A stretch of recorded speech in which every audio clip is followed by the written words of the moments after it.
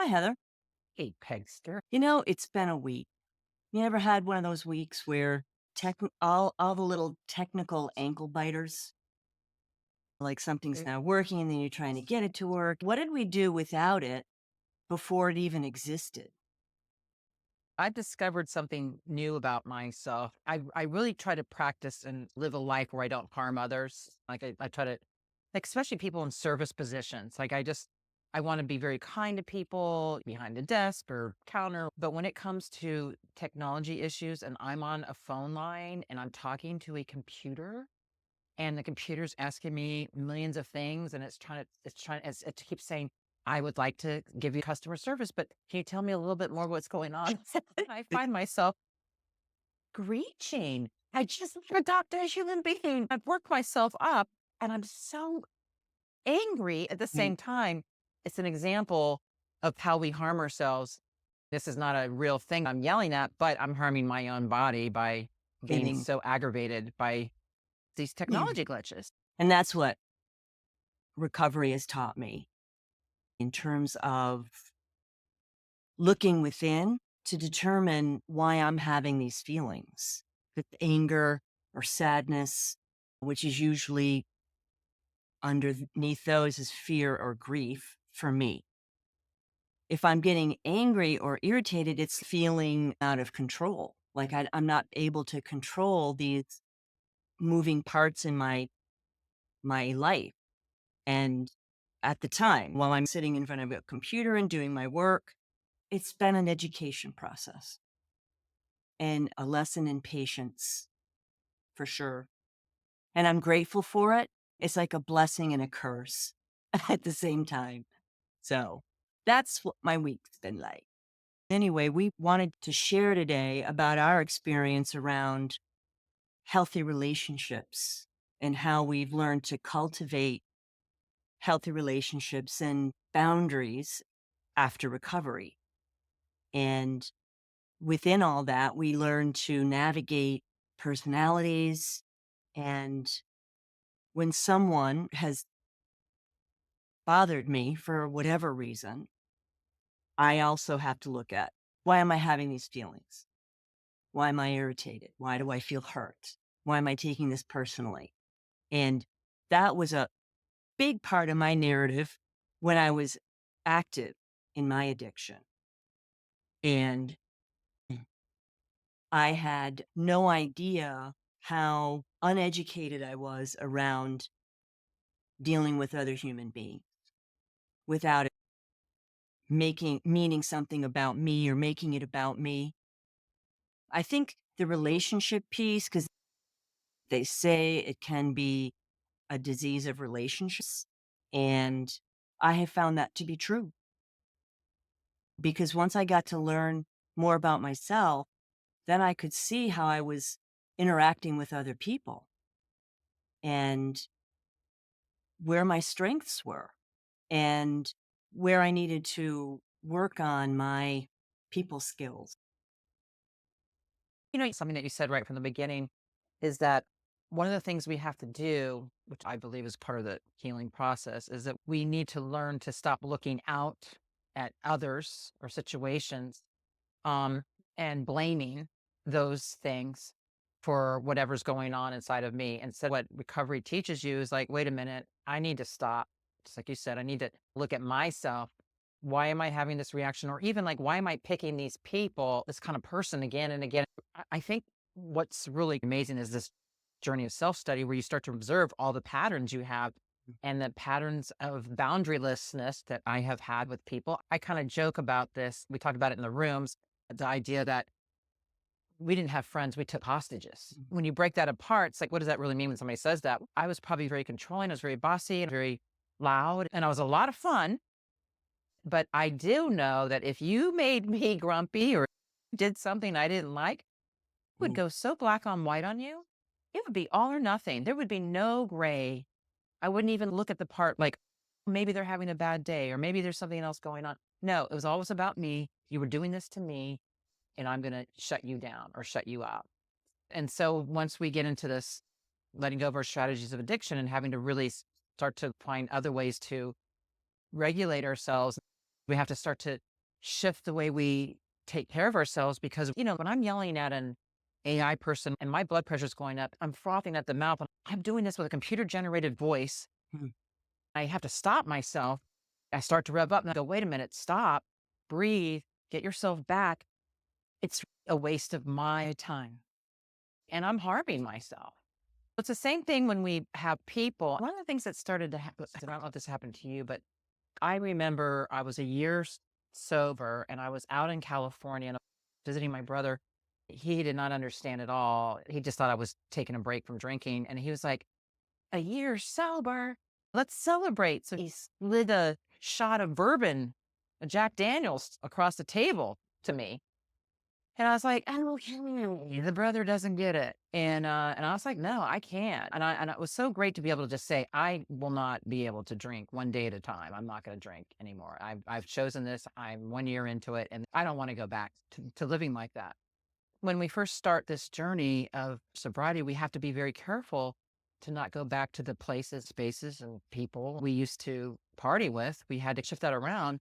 I'll never forget that I had a friend that was wanting to go out with me, and I said, "Well, I'm not drinking." She said, "Well, is that just tonight?" I said, "No, I'm not drinking anymore." She goes, "Well, you're no fun. You're not going to be any fun." Thank you for sharing that. I really wanted to make friends. I had never really had healthy relationship skills modeled for me. I had to learn them on my own. When I first started drinking, I felt very much at ease in my skin in a way that I had not felt at ease before. And I felt like I could really interact with people and I was speaking intelligently and not so self consciously. And that false bravery or that liquid courage, whatever it is, Right. that's what I felt. Alcohol, that was my drug of choice. When it hit my system, I didn't understand this phenomenon of craving. I would feel this craving when I drank and I would want more. I liked the feeling it gave me, that it gave me this ability to interact with people on what I thought was a rational level. It really wasn't. And the people that I surrounded myself with did the same thing I was doing. I couldn't imagine being with someone who didn't drink. I wouldn't have made them a real close ally because I wouldn't trust them. Like, why aren't they drinking? It would make me look at my own patterns as well. When I decided to get sober, I knew that I had to walk away from this group of friends that I had known for a long time. That was hard. And I felt even lonelier than before I started drinking. And I was in that hallway where I was leaving one room and ready to enter another. I'm knocking on every door as I'm going up and down the hallway, and none of them are opening up except one. When I walked through it, I met this new energy of healthier people, and I really didn't know how to talk with them. But I felt this level of authenticity that I hadn't felt before. I was feeling very intimidated, like I wasn't going to measure up.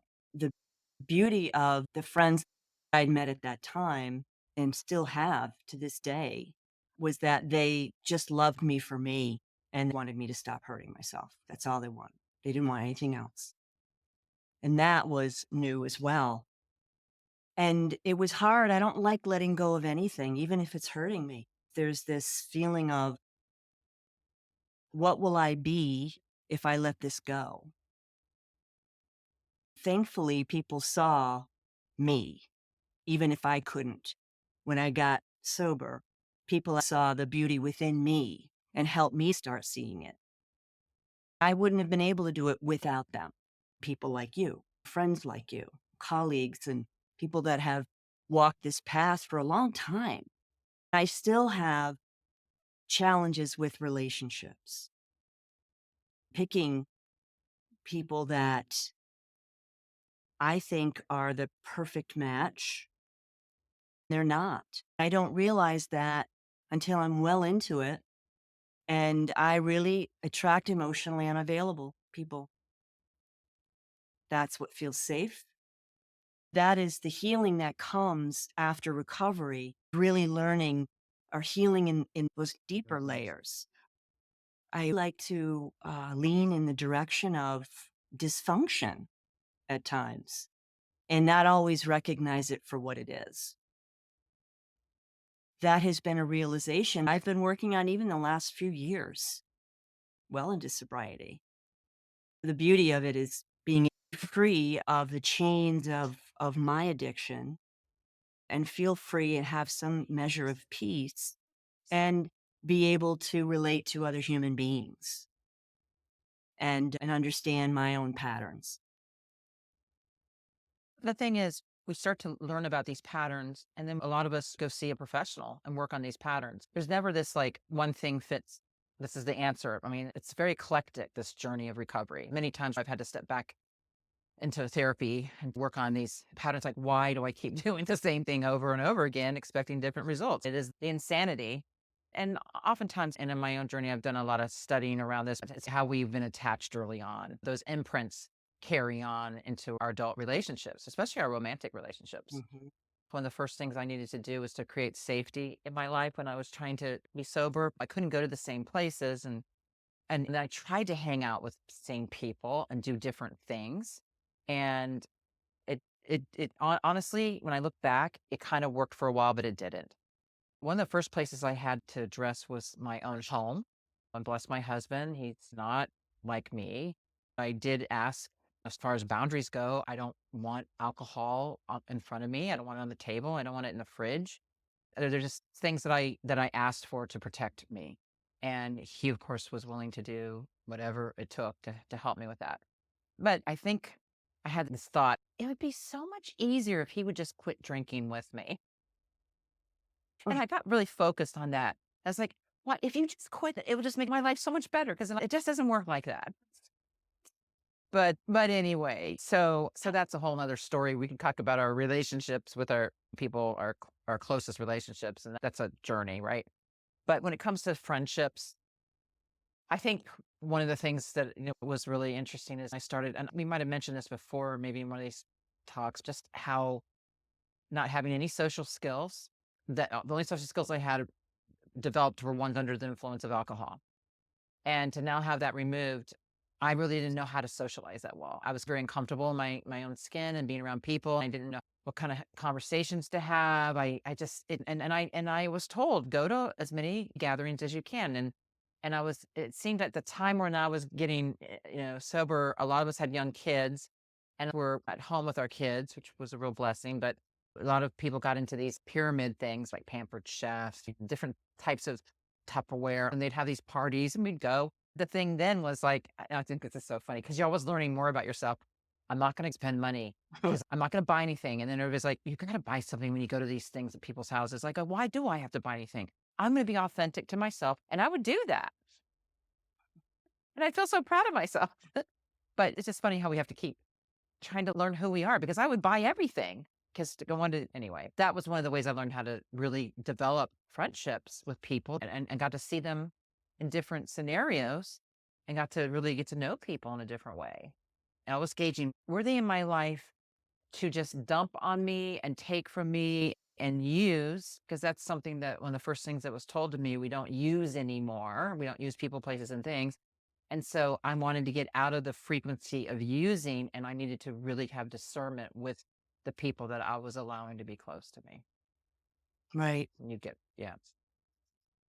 I think my friendships that I have let into my life and into my heart have shown me how to be not afraid of intimacy and have shown me that it's safe to be vulnerable.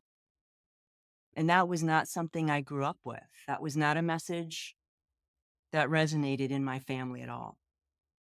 And that was something that didn't feel safe to be vulnerable. I had this very thick armor around my heart and I was not very trusting. And I would say that trust is not a natural default for me when I meet new people, but I give much more benefit of the doubt than I used to. My friendships really have shown me how to be a friend, show up for people, be there when they're in pain, not try and fix it, but hold that space with them. And that was not in my I was not of that frequency in any way, shape, or form because I didn't know how to do it. How could I hold a space for you if I couldn't do it for myself? If I didn't allow it?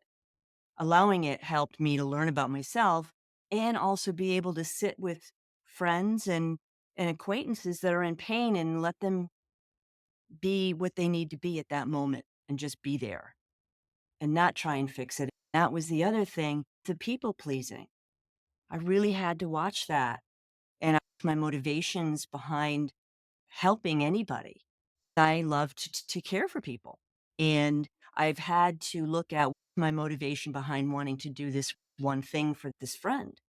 Is it because if I do it, they'll owe me something or they will love me or they won't leave me? And that was my narrative growing up and well into my adulthood. If I do all these things for you, you won't leave me. And that's not how it works.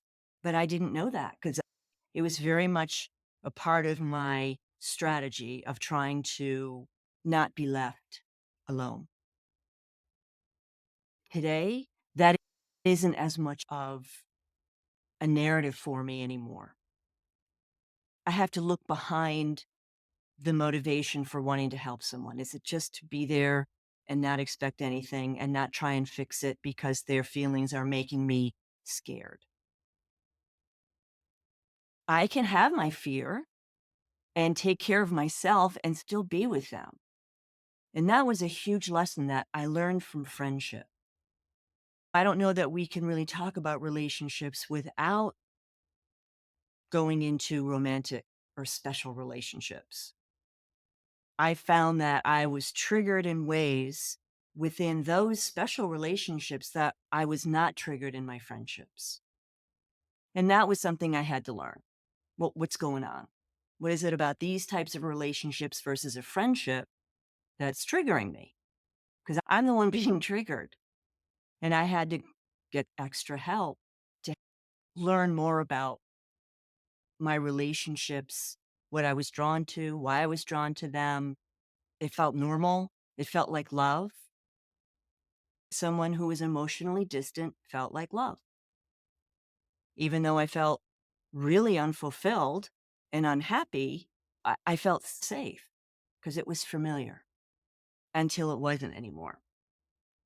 The beauty of getting outside help is that you start to see your own patterns if you're willing to look at them. Something came into my mind, and I think I'll just sum it up like this. I wouldn't say I knew this a while ago. Only I think I'm coming to this understanding now after decades of recovery.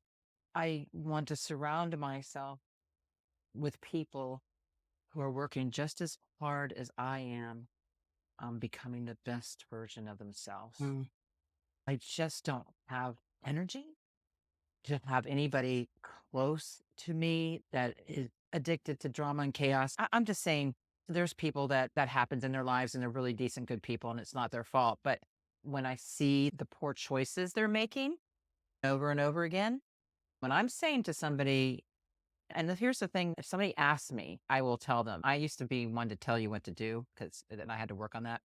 When I'm asked, and I have been asked by some of these friends, do you think I need therapy? And I try not to get really like, hell yes. I just go, I think it would probably be a really good thing. But inside, I'm like, it's too deep for me. Please get therapy because you know what? I'm not close to you anymore. I just can't. I don't have the energy to watch the self destruction. That is hard to see. Self destruction comes with this disease. I could just eliminate the alcohol and keep being self destructive in other ways, keep doing things that create the shame, guilt, and remorse of addiction. I can just go out and spend a bunch of money or eat a bunch of M&Ms. These are the different ways that the self destruction can come about. I'm working very hard on not taking care of myself like that. And I want somebody else who isn't close to me to be doing the same thing. I'll be honest with you, Peg. My closest friends, all of them are in recovery and work very hard, are continually to grow, continually to learn more things about themselves. I may have one or two people outside of recovery that I have close to me, but that is it. It is a small circle now. And I Mhm. have different tiers. I have the close circle, and then I have another tier of people. But yes, these boundaries, I know, like the boundaries are what they say are boundaries of steel. We have to have boundaries of steel with people, to Yes. take care of ourselves. And Takes a lot of courage to have boundaries of steel. I think Brene Brown said that. some people in our lives just won't like it because it hasn't been our way of being with them. I would set a boundary and let you trample all over it. That was something I had to unlearn. I had to have enough respect for myself to set those boundaries.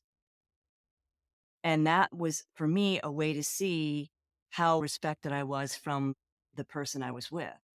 They weren't able to respect that boundary. That was a huge red flag. I didn't look for that before until I became more self aware and healthier. I have a lot more work to do. And I've come a long way as you have. And I'm able to see what doesn't feel right for me today and trust my intuition. And that was the other thing I would override is intuition. If all kinds of bells and whistles were going off in my head, I'd be like, yeah, but you're so cute. And I would talk myself into it with being with a person that who they were just who they were. And I spent so much time trying to change someone into being something I needed them to be when they weren't capable of it. They showed me that and I didn't want to see it. I am so grateful to them for that because they were teachers. They were teachers for me and showed me where I needed to do some work and where I was wounded because they were able to point to those wounds very quickly. That wasn't fun. I realized why I worked so hard to try and mold the, what did Marianne Williamson once say? You have your frame and you want to put that person in this frame, in this picture that you've created for them that they don't really want any part of. They don't either want it or they just can't do it. I was so tied to that fantasy of my happily ever after, I was not able to see things. And I don't have any, I love that woman that was me back then. I love her. I love the mistakes that she made. I love the fact that she had the courage to get sober, to set boundaries, and to walk away from unhealthy relationships and allow them to walk away from me. I love her because she's the one who got me here where I am today.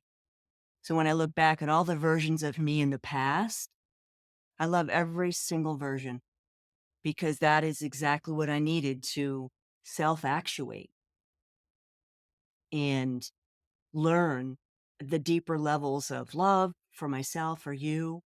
And I don't think I would have been able to learn certain lessons in any other way by any other people. This divine order, I can't always see it at the time. I can always see it looking backwards. And I'm like, well, of course it worked out that way. And I'm so glad that it did, even though at the time I wanted it to be different. I love that part of the journey is when you're in it. When I'm in it now, and I feel so awful, like I'm losing a friendship with somebody, and I just did not too long ago. When I was in it, I was like, "What's happening? What did I do?" And when I started to do an inventory of my parts, I looked at the whole relationship, and it ended. Now I can look back as time goes on. When I'm in it, it's hard, but I did say to myself when I was in it, one day you're going to know why this ended and it's going to make sense to you. One day you're going to understand why this job ended. It's going to make sense to you. And I have that faith now that it will get revealed to me somehow, hopefully in this lifetime. And I also accept it may not be. For the most part, I always like, thank you so much that person's out of my life, or thank you so much that I lost that job. Another thing I was thinking about when you were talking, Peg, is that I think the first steps of the journey is to start to nurture this relationship with yourself, right? We don't even really know who we are. I didn't know who I was. I had all these labels, all these names. Heather was this, Heather was that. but I really didn't know what my values were. I didn't even know what I was thought was important in a relationship because I was kind of like a chameleon. I kind of like changed colors with each person I was at because I was a military kid and I lived all over the place. The only way I was going to adapt was to become like them so that I could be a part of them. And that's kind of how I roll. But what I began to realize is that I needed to discover my own core values. And one of the most important values that I have gotten in recovery is the value of being honest. Mhm. And this is where it seems to be the dividing line in people that are close to me. If they can't be honest, one with themselves, because that's what I see a lot is the lying that people and the denying that people do with themselves, Mm. especially if they have their own destructive habits. If they can't look at that and really be honest about that, I can't be close to them. And so this honesty thing is probably one of the most valuable characteristics that I look for in people who are so rigorously honest and they're so transparent and they can communicate directly with me, not indirectly behind my back. There are just things that I have learned and I place value on and what I look for in relationships. Mhm. Absolutely. I learned one of my most important values is connection and, of course, honesty. What's ironic is that I would attract people that weren't capable of truly connecting with me, and I really wasn't able to connect with them. Hence came the loneliness and the unfulfillment, not feeling fulfilled, even though I thought this is what I wanted. And the same was true for work. I would follow a career path that I thought I was supposed to be on because it looked good. And everything was these external approval levers that I was looking for. And I would look at my friends at work and lovers and partners. And if I didn't get the approval I needed, and it was a bottomless pit because if I don't believe it, doesn't matter how many times you tell me, it's not going to be enough ever, ever, ever, ever. And I have learned, and this has been a huge shift to cultivate and fill that emptiness with things that are not of this world, a connection with a higher power, learning to connect with myself and feel this level of love and feeling full and loving my life today. I love having this connection with this higher power that I call God, knowing that no matter what, I'll never be alone because of this connection that has been with me from well before I was born and will be with me well after I'm not on this planet anymore. That has really brought this level of fulfillment to me that I always drank after. I always drank destructively to find that sense of worthiness and a feeling that I was enough. And it never worked. Learning to find that within myself and cultivate that self love helped me to not feel like I had to people please in order to get friendships. I had to allow my boundaries to get trampled all over by lovers and partners. I was able to let that go because I learned self respect. For me, that has been one of the greatest challenges. Um, Stopping drinking was almost the easiest part. It's been learning how to walk this path with integrity and surround myself with people that reflect back to me this self love that they have within themselves. And they've taught me how to live life one day at a time with grace, even with the ankle biters, that we'll get through it. And this will make me better. Um, and I love that sense of being enough today. I don't feel the need to have to pull it out of you or pull it out of work or pull it out of my bank account. I want all those things in healthy measures, but they're not my masters anymore.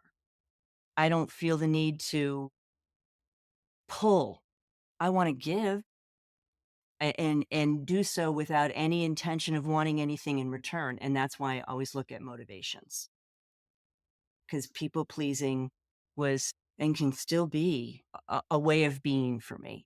And everything's on a spectrum, right? With one being fantastic and 10 being, wow, I'm really still mired in this. I was probably an 8 and 9, and it's moved down to maybe a 3 or 4. And it keeps moving. The continuum, right? It's not a black and white thing. And that's how I have to look at progress. Hey, just that statement that you said about quitting drinking was the easy part.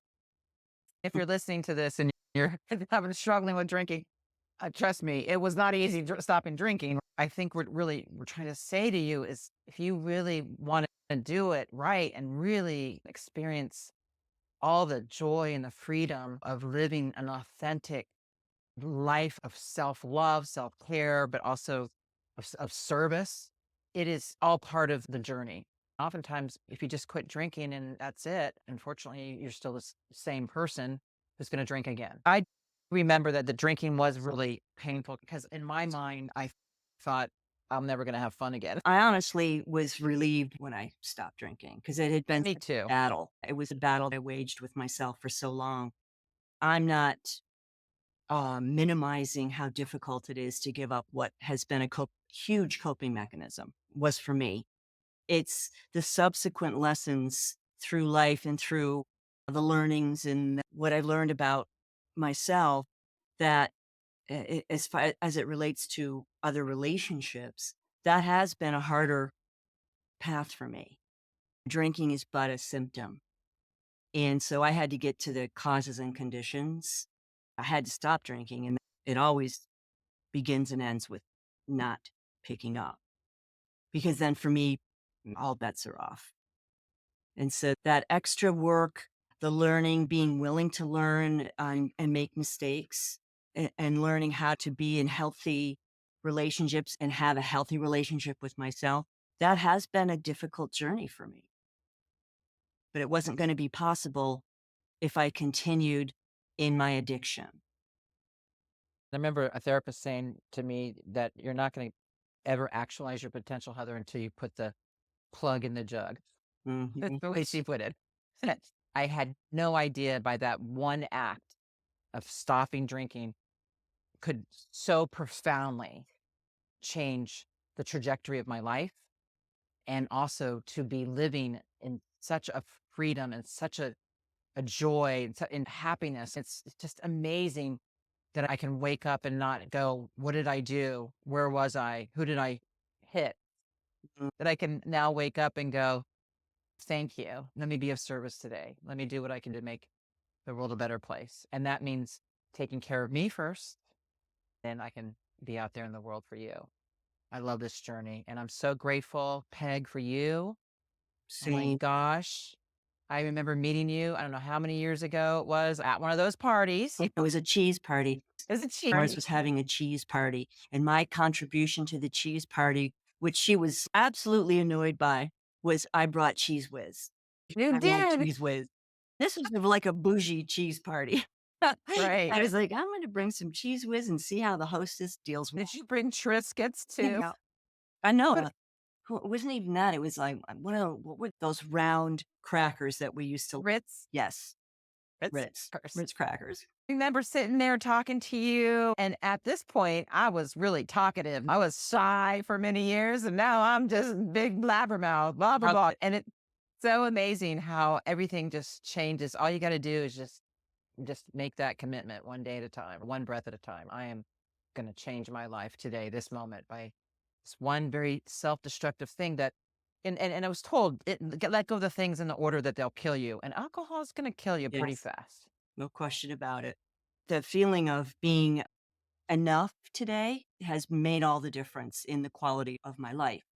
Even when I am alone, I don't feel alone, because even when I was drinking, I could be in a room full of people and felt very lonely. I don't feel that today, and there's this freedom, sense of peace, and even some joy sprinkled in that makes life really Pretty awesome. We do this together. We do this together. We do this together. Thank you. And I love you. Have a wonderful week.